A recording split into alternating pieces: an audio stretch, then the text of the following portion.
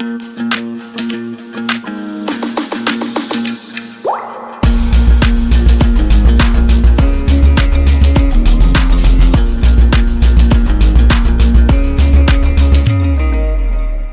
Everyone, welcome back to the layman way, जहाँ पे हम यूपीएससी सीएससी की प्रिपरेशन स्ट्रैटेजी को देख रहे हैं।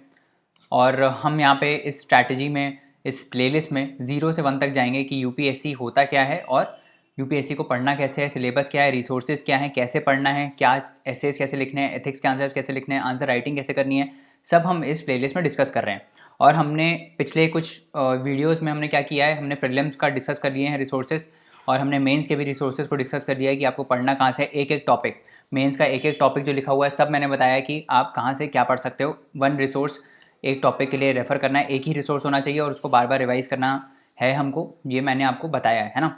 प्रीलिम्स का भी मैंने आपको बता दिया कि कहाँ से आप क्या क्या चीज़ें पढ़ सकते हो, करेक्ट। तो प्लीज़ उन सारे वीडियोज़ को देख लीजिए। और अब हम जाके क्या कर रहे हैं, अब सिलेबस और रिसोर्सेज हमने देख लिए, अब हम ये देख रहे हैं कि अब हम पढ़ना कैसे, हमको पढ़ते कैसे हैं। बेसिकली सिर्फ ऐसे रैंडम उठा के पढ़ना स्टार्ट नहीं कर देना है ना। प्रॉपर प्लानिंग होनी चाहिए, सिस्टमैटिक प्रिपरेशन होना चाहिए, तभी जल्दी से क्लियर कर पाओगे, नहीं तो लगे रहोगे 5 साल तक होने से रहा, है ना।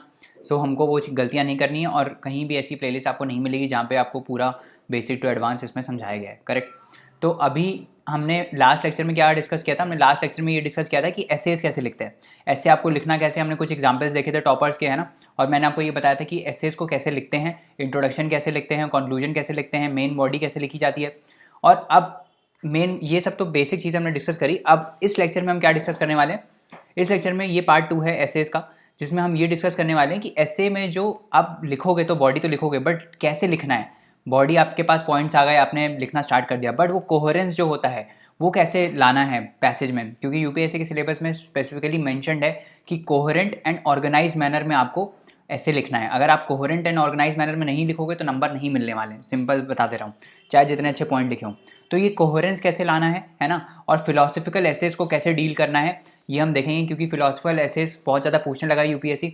तो फिलोसफिकल एसेस जो है उसको टैकल कैसे करते हैं ये हम आज के वीडियो में देखेंगे, है ना। चलो जल्दी से आगे बढ़ते हैं बिना देरी के। और एसेस का ये पार्ट 2 है and this is the last part of essay. चलो तो देखते हैं, हमने कंक्लूजन की बात, ये हमने इंट्रोडक्शन बात कर लिया था कि इंट्रोडक्शन कैसे लिखते हैं, और मेन बॉडी का हमने देख लिया था, है ना। अब हम थोड़ा इंट्रोडक्शन का, कंक्लूजन का भी हमने देखा था, कंक्लूजन के भी मैंने आपको कुछ पॉइंट्स बताए थे, करेक्ट। तो हम थोड़ा पीछे से रिवाइज करते हुए चलते हैं ताकि एक कनेक्ट बन जाए। जैसे कि हम एसेज लिखते हैं, एसेज हम कैसे लिखते हैं कि एक पैराग्राफ को दूसरे से कनेक्ट करना रहता है, तो यहाँ पे एक लिंकिंग स्टेटमेंट होता है, एक कनेक्टिव होता है जो यहाँ यूज़ होता है, जो दूसरे पैराग्राफ को इंडिकेट करता है कि दूसरे पैराग्राफ में क्या आने वाला है, करेक्ट। तो वैसे ही हम ये एसेस का भी लेक्चर करेंगे कि कंक्लूजन में हमने क्या देखा था। कंक्लूजन में ये देखा था कि हमको एक ओवरव्यू लिखना है ऐसे का, मतलब आपको 300 वर्ड, 200 से 300 वर्ड का कंक्लूजन लिखना है।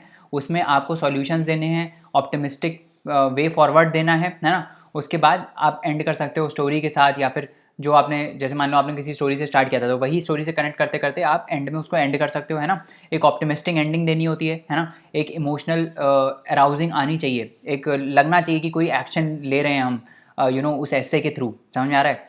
और इसके साथ साथ एक रिटोरिक एंडिंग भी यूज़ कर सकते हो आप, है ना, जिसमें आप सॉल्यूशंस पे फोकस करके आप अराउज कर सकते हो चीज़ें। यही इमोशनल अराउजिंग ही होता है, जिसमें आप एक्शन लेने को प्रेरित करते हो लोगों को, है ना।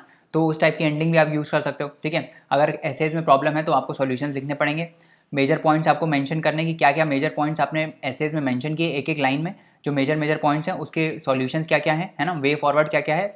और ये ऐसे 4 लगभग आप मान लो कि 50 वर्ड का अगर आप एक पैराग्राफ लिखते हो तो 50 इंटू 5 पैराग्राफ लगभग आपको कंक्लूजन में लिखने रहते हैं, ठीक है, समझ में आ रहा है।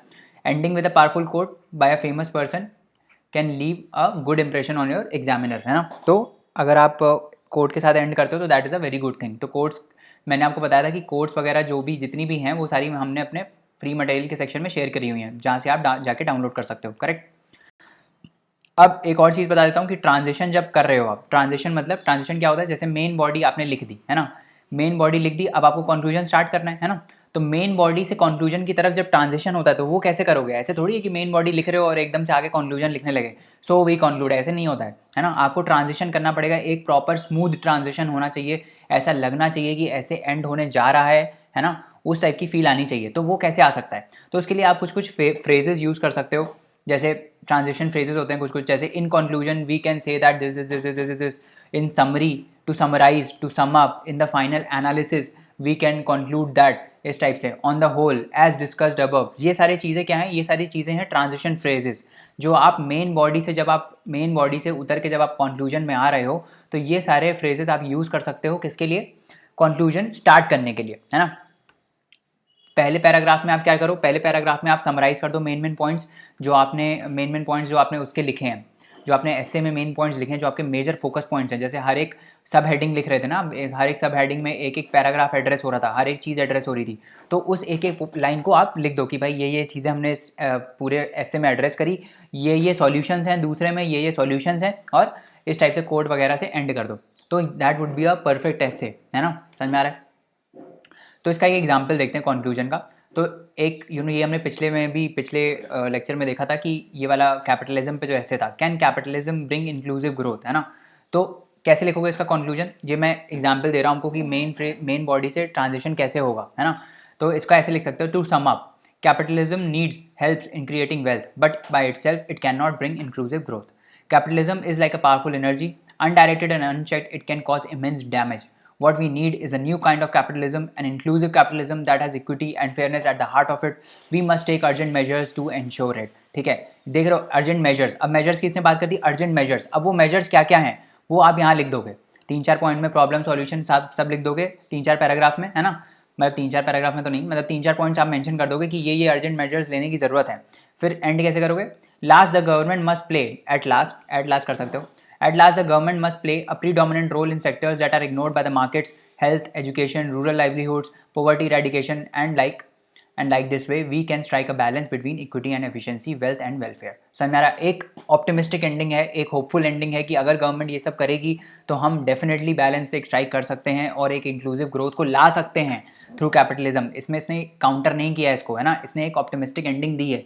इसमें क्वेश्चन के फॉर्म में है ऐसे, can capitalism bring inclusive growth, तो आपको डिप्लोमेटिक तरीके से आंसर देना है ना, कि अगर हम ये सब करते हैं, ये सब मेजर्स जो हमने बात करी वो हम लेते हैं, तो it is possible to strike the balance. समझ में आ रहा है, इस टाइप से कंक्लूजन आपको लिखने हैं, ठीक है। उसके बाद थोड़ा और आगे बढ़ते हैं। तो ये हमने कंक्लूजन देख लिया, अब हम बढ़ते हैं कि एस्से में फ्लो कैसे मेंटेन करना है।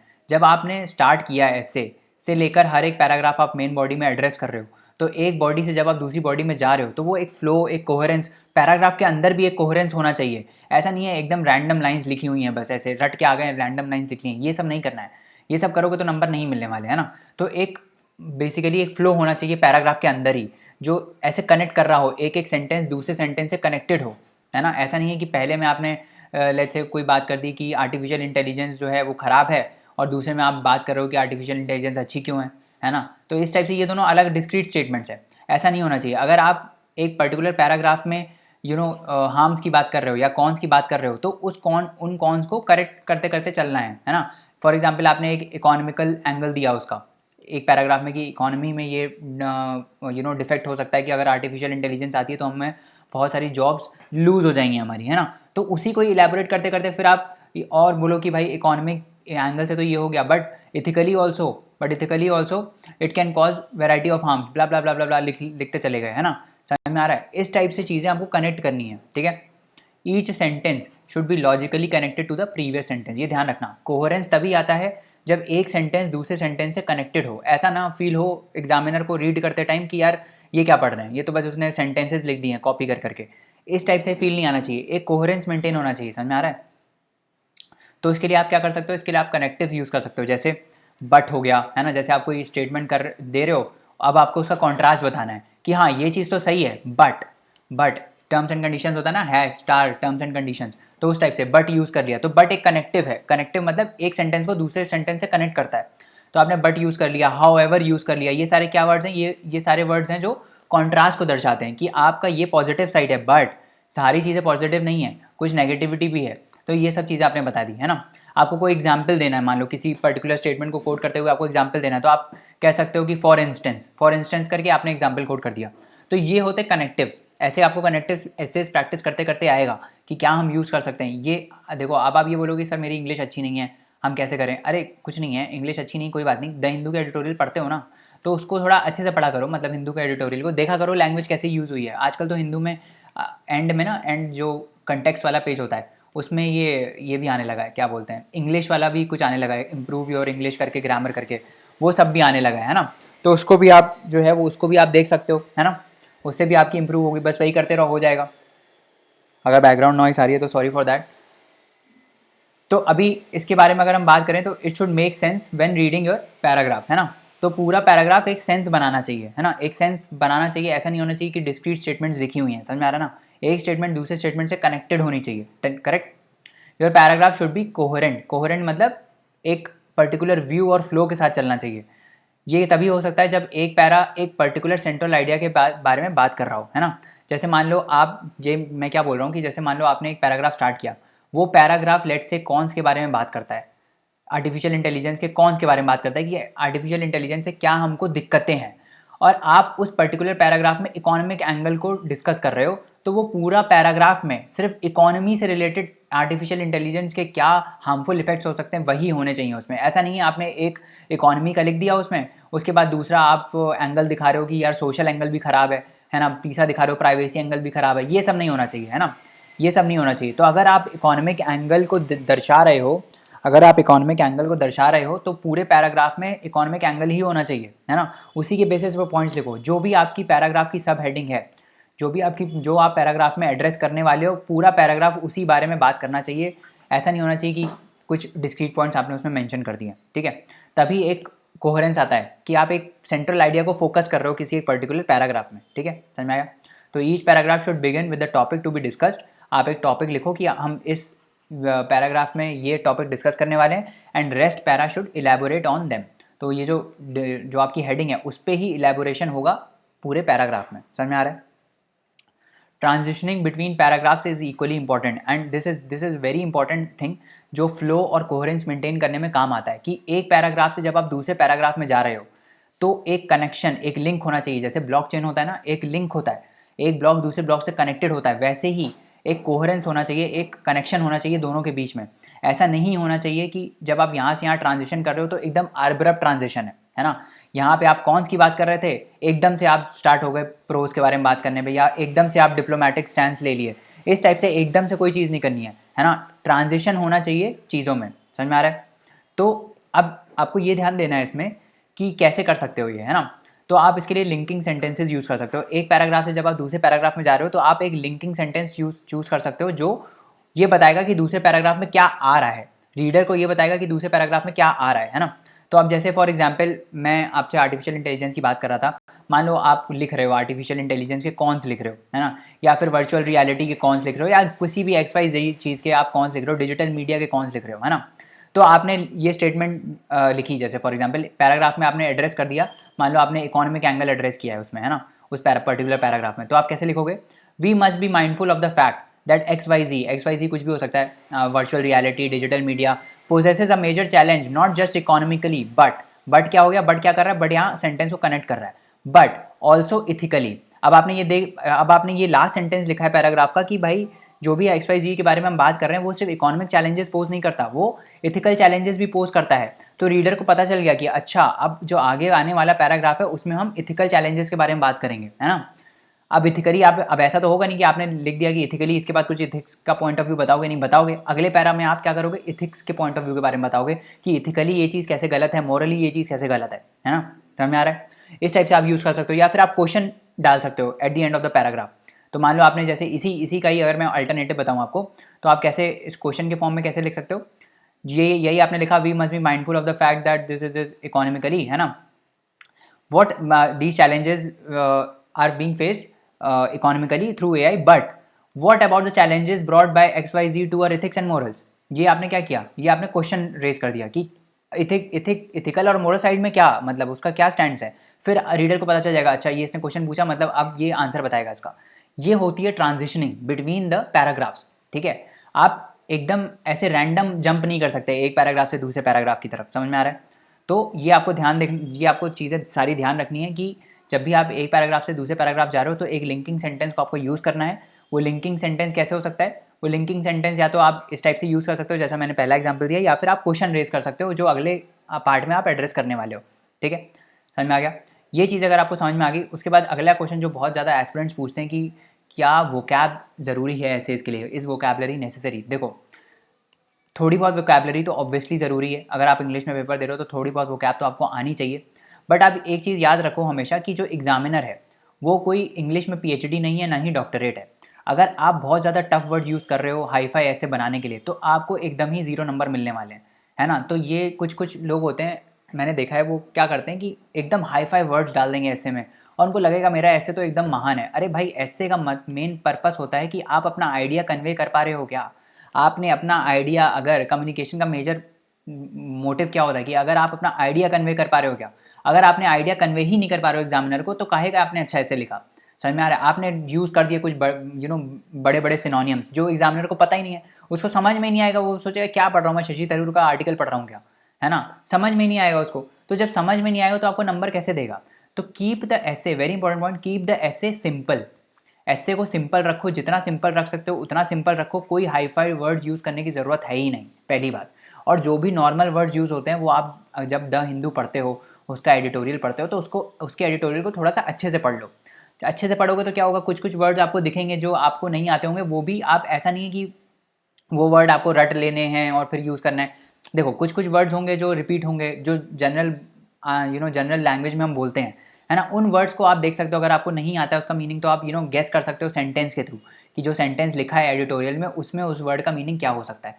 ये स्ट्रैटेजीज अगर आप पढ़ाई करोगे एसेज के लिए तो आपको ज़्यादा बेनिफिशियल होगा। आपकी वोकैब भी इंप्रूव होगी, जो बेसिक वोकैब है वो इंप्रूव हो जाएगी, है ना। कुछ कुछ नॉर्मल बेसिक वोकैब तो होनी चाहिए, ऐसा नहीं है कि बेसिक वोकैब नहीं होनी चाहिए, बट एकदम हाई फाई इंग्लिश भी यूज़ नहीं करना है ना। एकदम हाई फाई इंग्लिश यूज़ करोगे तो नंबर नहीं मिलेगा, साफ सीधी बात बता दे रहा हूँ। भले ही आईसीएसई बोर्ड के हो, किसी बोर्ड के हो, हाई फाई इंग्लिश यूज़ करोगे तो मार्क्स नहीं मिलने वाले, क्योंकि एग्जामिनर जो चेक कर रहा है वो एक नॉर्मल बंदा है, उसको भी समझ में आना चाहिए, है ना।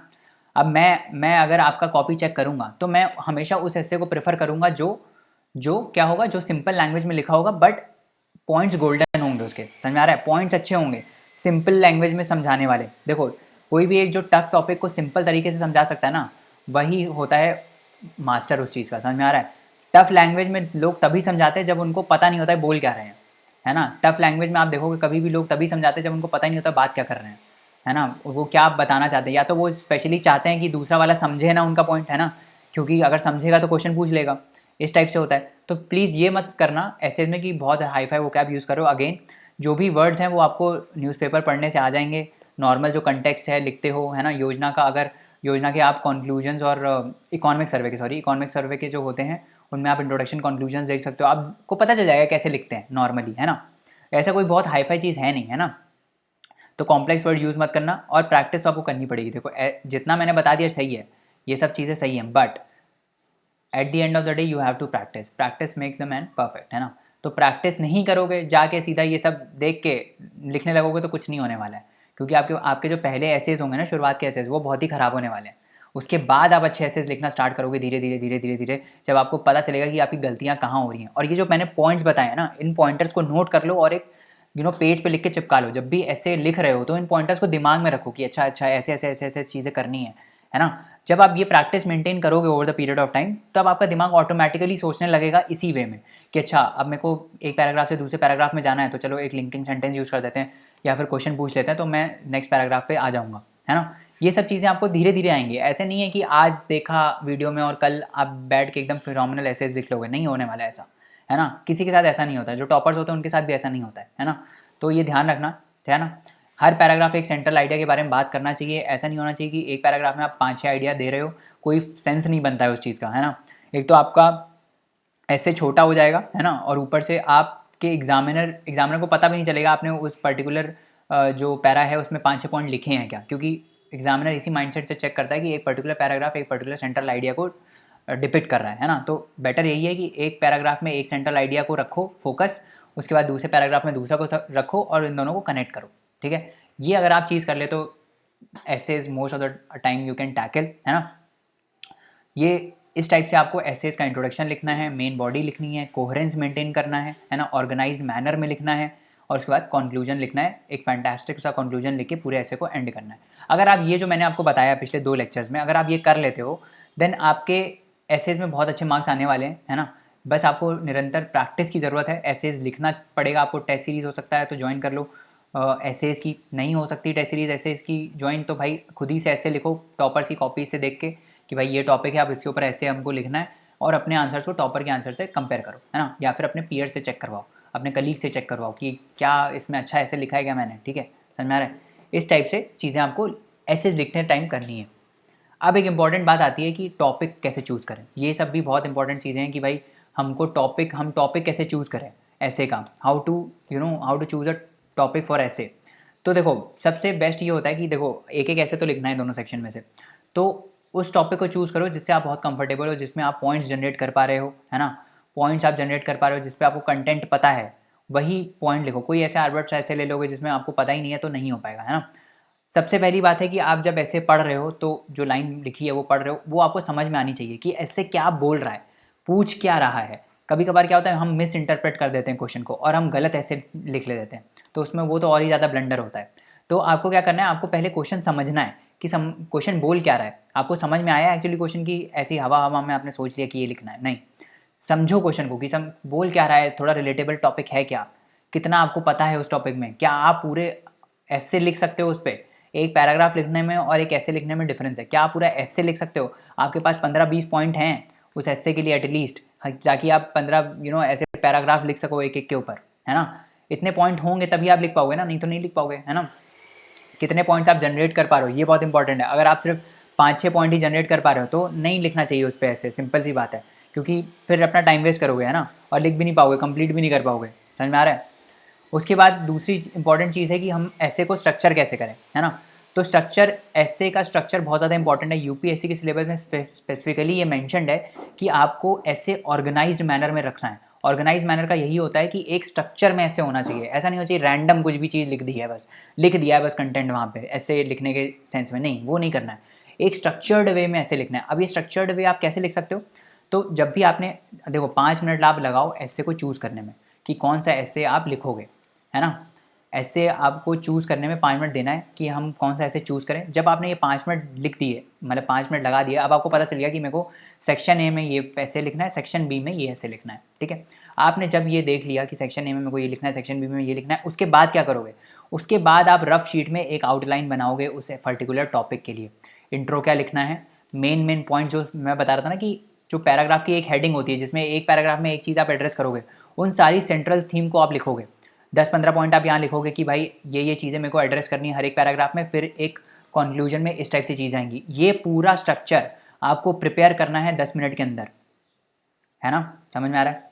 10 क्या 20 मिनट मान लो, 20 मिनट ले लो आप, 20 मिनट आपके पास हैं ये पूरा स्ट्रक्चर प्रिपेयर करने के लिए, पॉइंट्स दिमाग में लाने के लिए, इंट्रोडक्शन सोचने के लिए, कंक्लूजन सोचने के लिए, है ना, और एक रफ प्लान बनाने के लिए, ठीक है। ये प्लान आपको पीछे लिखना है रफ शीट में, तभी एक दिमाग में स्ट्रक्चर बनता है।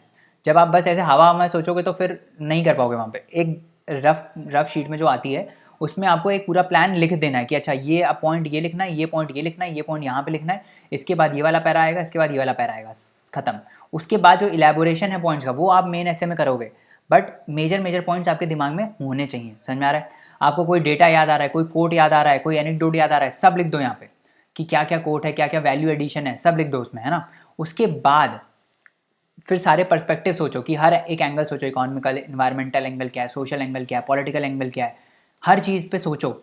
ये सारे पॉइंट्स तभी जनरेट होंगे आपके जब आप हर एंगल पे सोचोगे, है ना।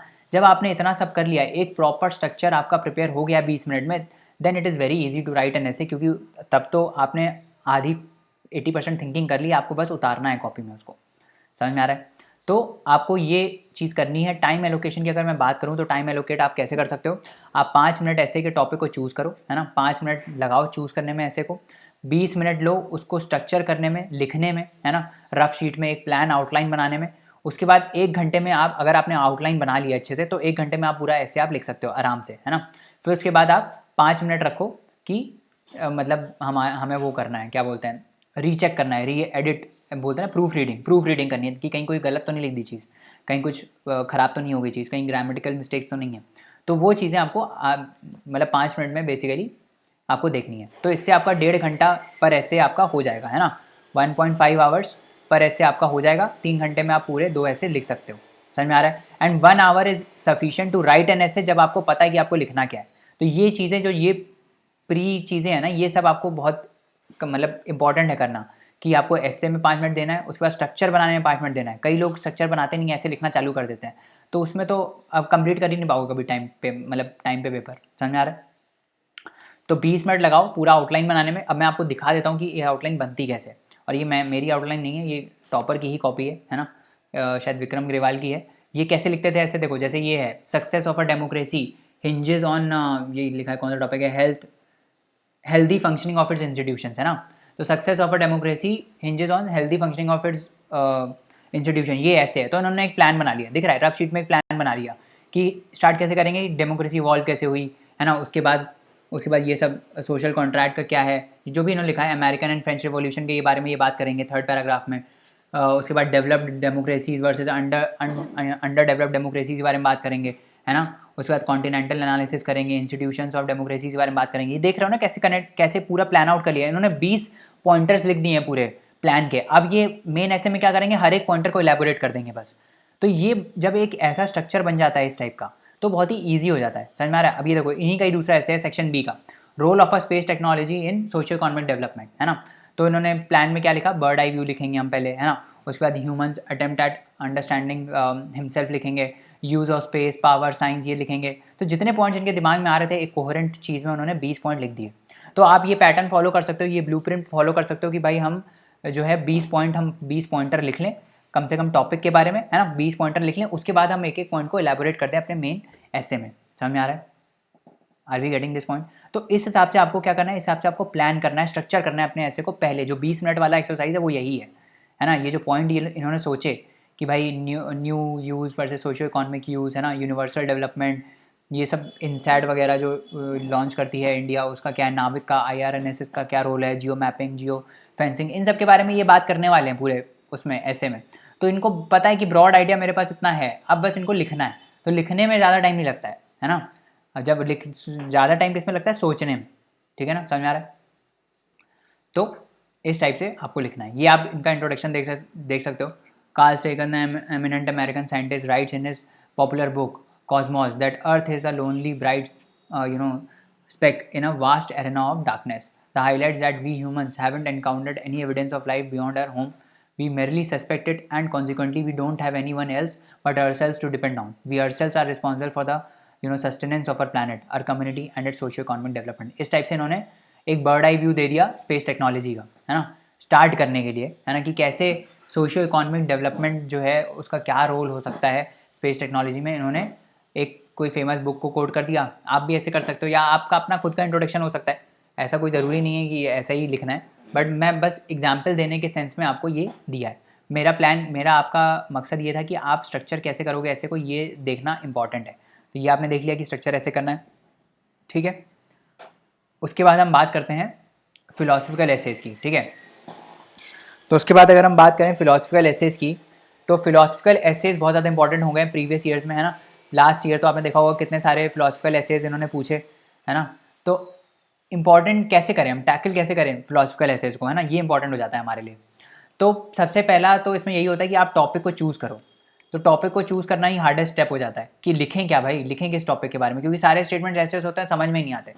तो यही आपको मेजर आपका जो टास्क है फिलोसफिकल एसेज में, वो यही है कि आप पहले जो स्टेटमेंट दी है उसको समझो और उसको इंटरप्रेट करो कि क्या बोलना चाह रहा है, कितने एंगल से वो बोलना चाह रहा है ना, वो सब चीज़ें सोचो, तभी आप टॉपिक को चूज़ करो। कहीं गलती से अगर आपने मिस इंटरप्रेट कर दिया क्वेश्चन को, तो पूरा ऐसे गलत हो जाएगा। तो इसमें ज़्यादा आपको टाइम देना पड़ेगा फिलोसफिकल एसेज को चूज़ करने में, कि हम एक्चुअली में क्या लिखें, मतलब कौन सा टॉपिक चूज़ करें, है ना। तो दैट इज़ वेरी इंपॉर्टेंट। एक बार जब आपने चूज़ कर लिया टॉपिक को, आपको मान लो पता है कि ये पर्टिकुलर कोट है कहीं से, या फिर कहीं किसी पर्टिकुलर पोएम है उसकी लाइन है, तो फिर बहुत इजी हो जाता है। बट आपको इंटरप्रेट करना है चीज़ें, आपको इंटरप्रेट करनी है चीज़ें, ये आप ही का काम है कि आप इंटरप्रेट करो कि क्या बोल रहा है वो, क्या बोलना चाह रहा है, किस सेंस में उसने वो स्टेटमेंट लिखा है ना। एक बार अगर आपने ये कर लिया काम, एक बार आपने टॉपिक चूज़ कर लिया, उसके बाद जो बेस्ट स्टार्ट होता है फिलोसफिकल एसेज के लिए, that is to give a real life story. Anecdote use कर लो, रियल लाइफ स्टोरी यूज़ कर लो। बेस्ट वे है फिलोसफिकल एसेज को स्टार्ट करने का। मैं आपको इसका एक एग्जांपल देखता हूँ। इसी साल का क्वेश्चन है 2021 का, कि भाई the hand that rocks the cradle rules the world. ये फिलोसफिकल ऐसे आया था, है ना। अब इस जब स्टेटमेंट को आपने पढ़ा, the hand that rocks the cradle rules the world, cradle सबको पता होता है क्या होता है, झूला, झूला होता है ना। तो हम आपने देखा होगा कि हम जो भी पढ़ाते हैं हम ऐसे ही पढ़ाते हैं कि आप एक एक वर्ड का मीनिंग को डिकोड करो, उसके बाद समझो कि क्या बोलना चाह रहा है। क्रैडल का मतलब क्या होता है, क्रैडल का मतलब होता है झूला, है ना। Hand that rocks the cradle मतलब जो झूला झुलाता है। झूले में कौन बैठा हो, आप और मैं तो बैठेंगे नहीं, बच्चा ही बैठेगा, जो नया बच्चा होगा वही बैठेगा। उस झूले को कौन झुलाएगा, उनकी मम्मी झुलाएंगी, है ना, मॉम ही तो झुलाती है जनरल सेंस में। तो ये क्या बोलना चाह रहा है कि the hand that rocks the cradle मतलब ये जो झूले को झुलाता है वही वर्ड को रूल करता है। क्या मतलब हो सकता है इस चीज़ का, मतलब समझ रहे हो कि डीप मीनिंग है इसका। क्या मतलब हो सकता है कि भाई जो मदर्स होती हैं वो अपने बच्चों को जो रेज करती हैं वही आगे जाके लीडर्स बनते हैं इकोनॉमी के, वही आगे जाके लीडर्स बनते हैं वर्ल्ड के, वही रूल करते हैं वर्ल्ड को, क्योंकि ये फ्यूचर है हमारा। तो मदर्स के रोल के बारे में बात हुई है, मदर्स के रोल को आपको दर्शाना है कि कैसे माँ का क्या माँ का रोल होता है एक बच्चे की लाइफ को शेप करने में, है ना। ये फेमस पोयम है शायद विलेस की पोयम है, ये वेलेस की, रॉस वेलेस करके उनका नाम है, विलियम रॉस वेलेस, उनकी ये पोयम है basically, the hand that rocks the cradle rules the world. तो मतलब आप समझ रहे हो ना भाई, आपको पता नहीं है पोयम है नहीं है, मेरे को नहीं पता, बट आपको मेजर मीनिंग तो समझ में आ रहा है ना। क्रैडल मतलब झूला, hand that rocks the cradle जो झूला झुलाता है, रूल्स द वर्ल्ड। तो आपको ये इंटरप्रेट करना है कि क्या बोलना चाह रहा है स्टेटमेंट के थ्रू, कि भाई मदर्स झूला झुलाती हैं तो मदर्स वर्ल्ड को शेप कर रही हैं, मतलब कि ये जो बच्चे इनकी अपब्रिंगिंग हो रही है इनसे वो ये आगे जाके लीडर्स बन रहे हैं वर्ल्ड के, है ना, समझ में आ रहा है, यही आगे जाके फ्यूचर है हमारे नेशन का। तो इसको आप कैसे स्टार्ट कर सकते हो इसके, अब मैंने बोला आपको एनेक्डोट से स्टार्ट कर लो, कोई भी real life story, real life incident, आप न्यूज़ फॉलो करते हो तो वैसे स्टार्ट कर लो। तो जैसे मोदी जी का वो था इंटरव्यू था फेसबुक पे, तो वहाँ से आप स्टार्ट कर सकते हो। उन्होंने बोला था when we were young we used to do much to just get by, we used to do the neighbor's dishes, labor work. My mother is not educated, but through TV she knows what's happening around the world. It's not just the case with me. Many mothers in India sacrifice their entire lives for their children. You can imagine what a mother had to go through to raise her children. And PM Modi broke into tears while speaking of his mother's struggle during the question and answer session at the Facebook headquarters in San Francisco, California. इस type से आप start कर सकते हो। ये एक real life चीज़ है जो आपने कोट करी अपने ऐसे में, जो आपने स्टार्ट करा। अब देखो ये एक इमोशनल सा स्टार्ट है, आपका इंगेजिंग स्टार्ट हो गया ऑलरेडी, है ना। तो अभी रीडर को इंटरेस्ट आने लगा, अरे अब क्या बोलेगा ये आगे, अब क्या बोलेगा, यही चीज़ आपको इंट्रोड्यूस करनी है अपने ऐसे में। Reader examiner should be very interested in reading your essays, उनको लगना चाहिए कि अब क्या बोलेगा, क्यूरियस क्या है। जैसे जैसे वो होता है ना, जैसे कोई टीवी सीरीज देखते हो तो एक एपिसोड एंड होता है तो उसमें वो कुछ क्लू छोड़ देते हैं कि अगले में जो आने वाला है ना, वो इस टाइप से होगा। तो वही टाइप का क्लू जो है आपको छोड़ते रहना है हर एक पैराग्राफ में एसेज के, कि एग्जामिनर जो है वो क्यूरियस होना चाहिए कि अगला पैराग्राफ किस बारे में बात कर रहा है। उसको पता ही नहीं लगना चाहिए कि उसने आपका ऐसे कब पढ़ लिया, कितनी देर में पढ़ लिया, इतना ज़्यादा इंगेजिंग होना चाहिए। अगर आप ये कर लेते हो तो मतलब सबसे अच्छे मार्क्स आएंगे एसेज में, ये मैं आपको गारंटी देता हूँ इस चीज़ की, है ना। इसी का ही एक और स्टार्ट देख लेते हैं जिसमें मैंने बताया आप स्टोरी से भी स्टार्ट कर सकते हो एसेज को। तो आप ऐसे स्टार्ट कर सकते हो कि Sheikh Abdul Qadir, a legendary figure of Sufism, was brought up nicely by his mother. She taught him the virtues which he was to practice in life. He was forbidden strictly to tell a lie. He was to embark upon a journey along with some companions. His mother gave him some gold coins which she weaved in his shirt. The gold coins were concealed in the shirt. The ducats were taken aback at the truthful answer of the boy. They were so impressed by the honesty of Sheikh Abdul Qadir that they said farewell to the robbery once and for all in life. It was the mother of the Sheikh who had triumphed over the evil permanently. This shows that mother of children speaks through them. समझ में आ रहा है, ये भी एक emotional story ही है, ये भी एक अराउजिंग स्टोरी ही है। कैसे आप दर्शा रहे हो कि मदर का रोल क्या था उसको शेप करने में, आगे फ्यूचर को शेप करने में। समझ में आ रहा है, इस टाइप से चीज़ें आपको स्टार्ट करनी है। अब इसी में अगर मैं आपको फिलोसफिकल एसेज की मेन बॉडी कैसे लिखनी है, ये मैंने तो आपको इंट्रो बता दिया कि इंट्रो कैसे लिखना है आपको, है ना। मेन बॉडी में कैसे लिखोगे, मेन बॉडी में फिलोसफिकल एसेज में आपको हर डायमेंशन को टच करना है। जितने भी फिलोसफिकल एसेज होते हैं उनमें आपको सारी डायमेंशंस को टच करना है, क्योंकि फिलोसफिकल जो स्टेटमेंट्स होती हैं वो जनरली एक ट्रुथ होती हैं, वो सही होती हैं, बस आपको एनालाइज करना होता है, अलग अलग कंटेक्स्ट में आपको एनालाइज करना है उस चीज़ को, है ना। तो पॉलिटिक्स के कंटेक्स्ट में आप करो, ग्लोबली उसको एनालाइज करो, हिस्टोरिकल पर्सपेक्टिव में उसको एनालाइज करो, इकोनॉमिक एंगल से एनालाइज करो, इन्वायरमेंटल एंगल से करो, इंटरनेशनल एंगल से करो, बिजनेस सेंस से करो, गवर्नमेंट एंगल से करो। मतलब जितने आप सोच सकते हो, जितने आप एंगल सोच सकते हो उस पर्टिकुलर स्टेटमेंट को एनालाइज करने में, हर एक चीज़ में आप एक पैराग्राफ लिखो, ये एंगल है, ये एंगल है, ये एंगल है, ये एंगल। जितनी डाइवर्सिटी डालोगे अपने ऐसे में उतना ज़्यादा जो आपका ऐसे है दैट विल निखर के आएगा, जिसको बोलते हैं ना, वो और अच्छा होगा, ठीक है। तो एंडलेस पॉसिबिलिटीज़ हैं एसेज को लिखने की, ठीक है, समझ में आ रहा है। तो जितनी ज़्यादा डायमेंशंस होंगी उतना बेटर है। इसमें ये मत करना कि मान लो आपने 4-5 डायमेंशंस लिख चूज़ कर ली, 4-5 डायमेंशंस आपने चूज़ कर ली, उसके बाद उसी पे आप इलेबोरेट करते जा रहे हो, नहीं, ज़्यादा डायमेंशंस लिखने की कोशिश करो। जीएस के आंसर्स में भी हम यही करते हैं, ज़्यादा डायमेंशंस पे फोकस करते हैं रादर देन कि एक डायमेंशन आपने कितने अच्छे से लिखे हैं, क्योंकि उसके पास इतना टाइम नहीं है कि आपके पास, एग्जामिनर के पास इतना टाइम नहीं है कि आपका एक एक पैराग्राफ, एक एक लाइन बैठ के पढ़ेगा, है ना। वो ये देखेगा कितने पॉइंट आपने लिखे हैं, समझ में आ रहा है। तो उसी हिसाब से आप प्रिपेयर करो, ठीक है, समझ में आ रहा है। तो आपको एग्जाम्पल्स देखने हैं हर एक कंटेक्स्ट को कोट करने के लिए, ताकि वो एक अपीलिंग चीज़ आ पाए, है ना, समझ में आ रहा है। फिलोसफिकल एसेज को जब आप लिख रहे हो तो अपना दिमाग एकदम खोल के लिखो, कि ऐसा कुछ मत सोचो कि कुछ नहीं हो सकता, आप सोचो सब कुछ हो सकता है। अब मेरे को एनालाइज करना है कि सब कुछ में से कौन सी पॉसिबिलिटी मैं इस ऐसे में लिख सकता हूँ, ठीक है। तो वो सारी चीज़ें आपको लिखनी है। एनालाइज करो टॉपिक को, कब हुआ, क्यों हुआ, कैसे हुआ, क्या हो रहा है ना, व्हाट, हाउ, व्हेन, ये सब चीज़ें आप एनालाइज करो, है ना। इश्यूज़ देखो, प्रॉब्लम्स देखो कि टॉपिक के लिए प्रॉब्लम्स क्या है, क्या प्रॉब्लम्स हो सकती हैं, सॉल्यूशंस क्या हो सकते हैं, मेजर्स क्या ले सकते हैं, वे फॉरवर्ड कैसे आ सकता है ना। कंक्लूजन में आप क्या करोगे, कंक्लूजन में आप सॉल्यूशंस को मेंशन करोगे, एक रिटोरिकल एंडिंग, ऑप्टिमिस्टिक एंडिंग दोगे, है ना, एक अच्छी एंडिंग दोगे, जिससे ये दिखेगा कि हाँ, इस बंदे की जो थिंकिंग है दैट इज वे फॉरवर्ड, ठीक है। ये पीछे नहीं सोचता है, ये क्रिटिसाइज नहीं करता है, ये चीज़ों को सही करने की कोशिश करता है, ये चीज़ों को ऑप्टिमिस्टिक व्यू से देखता है। ये आपको चीज़ें करनी है फिलोसफिकल एसेज में, ठीक है। अब जैसे पिछले वाले का ही हमने जो एग्जांपल दिया, the hand that rules the cradle, ये the hand that rocks the cradle rules the world, है ना। इसी ही इसमें आप कंक्लूजन में आप एक कोट से स्टार्ट कर सकते हो। कोट क्या होगा, it was Napoleon who said give me some good mothers and I will give you a good nation. Napoleon was right as a backbone of a nation is its mother.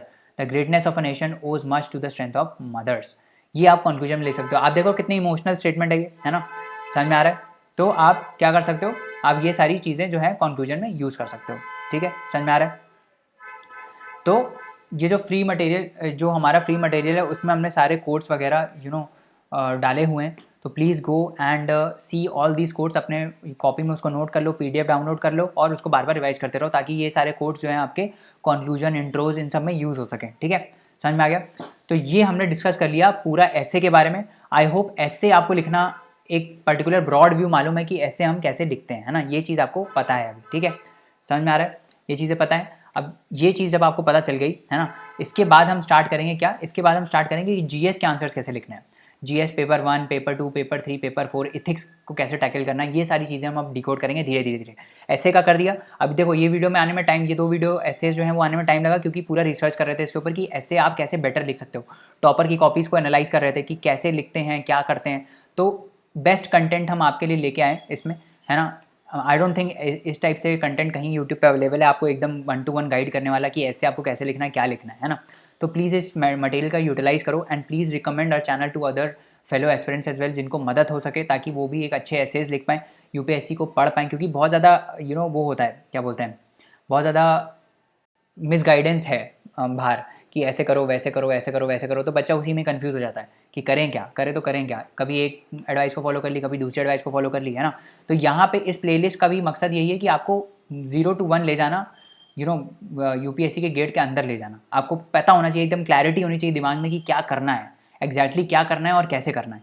ये clarity जब होगी ना दिमाग में, तब आप अच्छे से पढ़ पाओगे, समझ में आ रहा है। So thank you so much guys for listening to this lecture so patiently. Please recommend the lectures to other fellow aspirants as well. And for more such lectures, you can log on to www.thelaymanway.com. Please leave us a review if you think we are doing great work. And you can also explore our YouTube where we have a lot of topics from which you can study on. हमारा economics का challenge चल रहा है, वो भी आप join कर सकते हैं. That is free of cost. Plus इसके साथ साथ CSAT का बैच 2 भी स्टार्ट हो चुका है. So you can enroll for that as well if you are preparing for this year prelims. तो please go and enrol for the course. उसमें हम एनिमेटेड लेक्चर्स के थ्रू आपको पढ़ा रहे हैं, ताकि आपका हर एक कंसेप्ट अच्छा हो। 1000+ क्वेश्चन हम प्रैक्टिस करेंगे along with practice sheets and PYQ, so you will get a very good practice of CSAT। और क्वांट, स्पेशली क्वांट रीजनिंग आपका एकदम परफेक्ट हो जाएगा उसके बाद, है ना। चलिए अगले लेक्चर में मिलते हैं। Thank you so much, bye bye and take care.